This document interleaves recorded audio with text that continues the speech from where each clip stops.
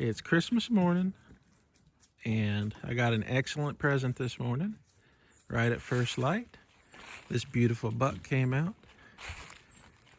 It's too dark for the shot to show up on the Tacticam, but what a beautiful little buck. So since the shot didn't come up, I'm going to show you the process we use to can the deer meat so that it lasts basically forever. And it also tenderizes the meat and just makes it so much better. All right, I'm gonna show you how easy it is to take that deer we just shot this morning, that Christmas buck, and can it where it'll last for 20 years for you. It makes the meat taste much better, especially if you've got an old buck, and it's incredibly simple to do. So you just cut your meat up into chunks, and you can leave the fine silver skin, the little bits of fat, go ahead and leave those on,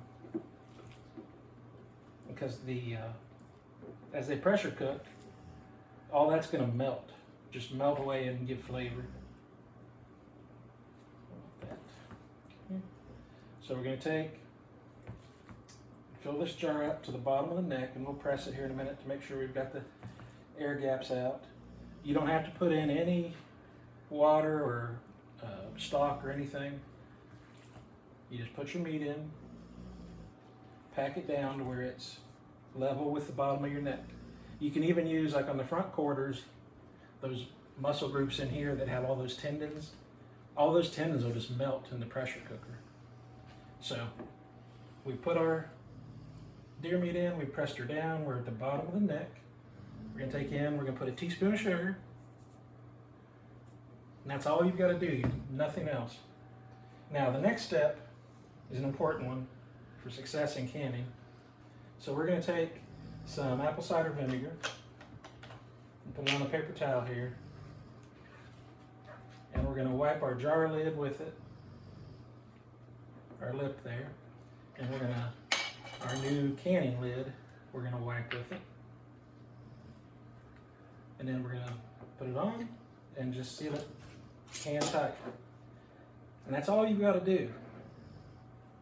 The next step we'll do is the actual canning process. But I mean, it's honestly that simple.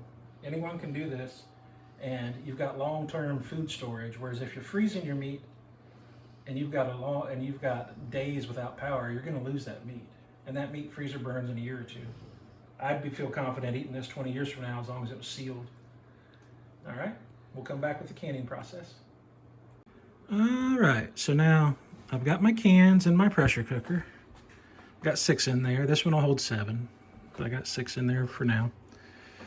About 3 inches of water I put in there. Now, one thing you want to do before you put this lid on, again with this apple cider vinegar as your friend with canning, is that black gasket. Take your paper towel with the apple cider vinegar and wipe that black gasket, and then wipe the seal on your pressure cooker. Okay, so we've got our cans in, we've got our lid on. We're going to put it on high heat until we see steam coming out of that little nozzle right there. We want that steam to come out for at least 5 minutes. A steady stream of steam. And that way we know that all the air is out of there before we put our jiggler on there. All right, so I'll be back. All right, now as you can see, we got a pretty good column of steam coming out of there. Straight up. Notice there's no big gaps. It's not going boom, boom, boom, boom, boom. So we know the air's out of there. We're just getting steam now. So what we're going to do is we're going to put the jiggler on, and then let's see if I can do that while holding the camera. All right, we're going to put the jiggler on. See, we stop that steam. We're going to leave it on high until that jiggler starts jiggling. So you can see it's freely moving. All right. And once it starts jiggling, the pressure will come up. It'll start jiggling. And then once it starts jiggling, we're going to turn the heat down to medium-low, and it'll continue to jiggle and hold its pressure, and we're going to let it cook for 90 minutes. All right. As you can see now, we are jiggling. So we're jiggling. You can see we've got pressure. So that's where we want to be. I'm going to take now and turn the heat down to a medium-low. It'll continue to jiggle. And I'm going to set my timer for 90 minutes. And then after 90 minutes, we're going to turn the heat off. And we're going to let it sit till there's absolutely no pressure left, which takes a half hour or so. All right, so now we're down to 0 pressure. And we can see here our little pressure thingamajiggy is down, so we can safely open this. So I'm going to slide her open. Take her off here. A little bit harder one-handed. Okay. So now we have our cans.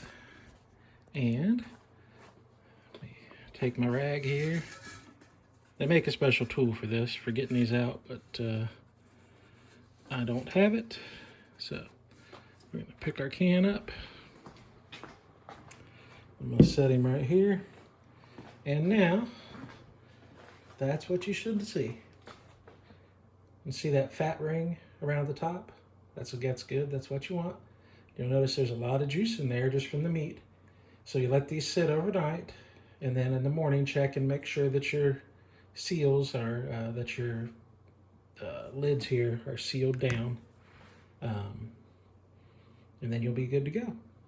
If something happens, a lid doesn't seal, I just put it in the fridge and then we use it immediately, you know, within the next couple days. That's all there is to it.